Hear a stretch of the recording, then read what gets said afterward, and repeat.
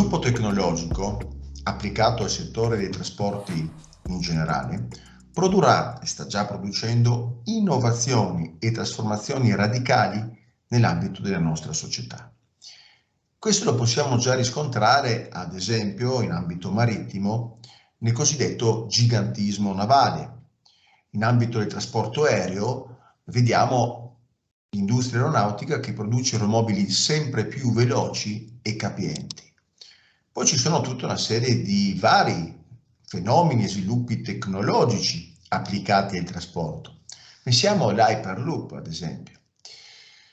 Le nuove tecnologie trovano applicazione anche nel settore stradale ed in particolar modo in un futuro non troppo lontano potremo salire a bordo di una vettura, impostare un programma, una destinazione e l'autovettura da sola ci condurrà alla meta. E questo è il fenomeno dei CAV, cioè dei Connected and Autonomous Vehicle.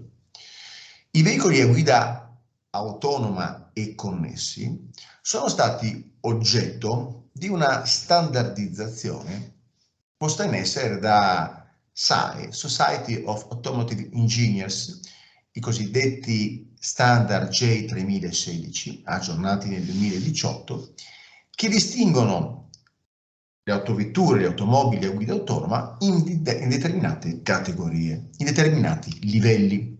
Abbiamo un livello 0, vetture caratterizzate dalla totale assenza di dispositivi di guida autonoma o di assistenza alla guida. Abbiamo poi il livello 1 e 2, che sono automobili che riscontriamo normalmente nell'ambito della circolazione stradale attuale, che prevedono funzioni di assistenza alla guida. Pensate al cruise control. Abbiamo poi il livello 3, anch'esso presente nelle nostre strade, di guida semi-autonoma. Il conducente può in determinati momenti affidare per determinati tratti di strada limitati al software la conduzione del veicolo. Il conducente dovrà essere sempre controllore ed in grado di assumere la conduzione della guida del veicolo. Abbiamo poi i livelli 4 e 5 che in un futuro non molto lontano potremo utilizzare, i livelli di guida totalmente autonoma. E si differenziano appunto il livello 4 per arrivare poi a quello più estremo 5, nel fatto che il livello 5 l'automobile sarà in grado di condurci direttamente a destinazione e l'utilizzatore, mero passeggero dello stesso, non dovrà interferire, mentre nel livello 4 l'utilizzatore passeggero dovrà essere in ogni momento in grado di assumere la condizione, per esempio stati di necessità, condizioni atmosferiche particolari per motivi di sicurezza in generale. I benefici che i CAV comporteranno a livello globale sono vari, eterogenei. Innanzitutto il più importante è la sinistrosità, che verrà drasticamente ridotta, come da previsioni e stime tanto del mondo assicurativo quanto da quello ingegneristico e dei tecnici in generale.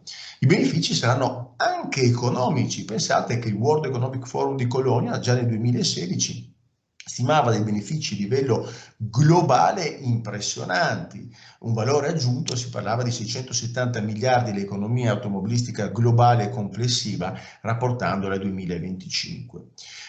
Rose previsioni naturalmente ante Covid e ante purtroppo le crisi anche di natura di conflitti che ora stiamo vivendo.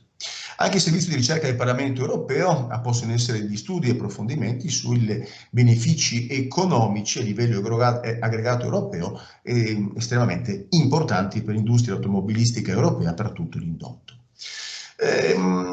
La cornice giuridica tuttavia al momento è estremamente in ritardo rispetto alla stessa industria automobilistica e gli sviluppi tecnologici che la materia sta conoscendo. In particolare l'Europa è in ritardo per quanto attiene l'aspetto delle definizioni, il tema della responsabilità, la responsabilità civile, chi è responsabile di un eventuale sinistro cagionato da un CAV, l'utilizzatore, il proprietario, o se questo è riconducibile a vizi del software, la società che ha sviluppato il software.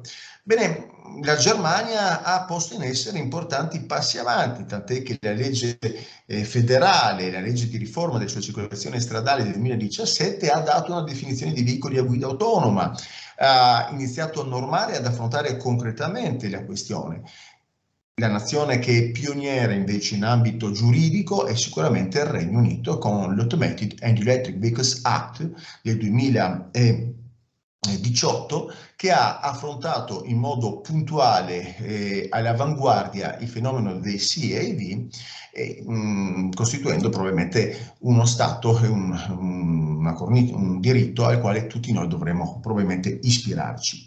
L'Italia ha iniziato ad affrontare la questione della guida autonoma con il cosiddetto decreto Smart Road del 2018, con l'intento di stimolare la sperimentazione anche su strade non confinate, quindi aperte, dei veicoli a guida autonoma.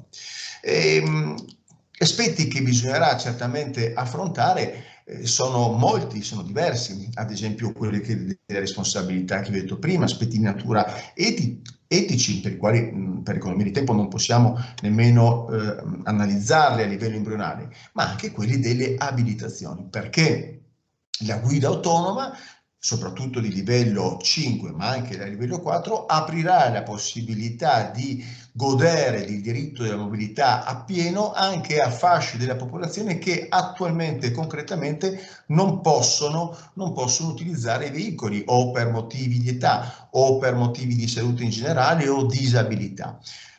Conseguentemente la possibilità di destinare in qualche modo la guida al software farà sì che fasce attualmente escluse, anziani, persone con patologie o con disabilità in generale, potranno in futuro in totale autonomia spostarsi da un luogo all'altro semplicemente impostando una destinazione sui software a bordo.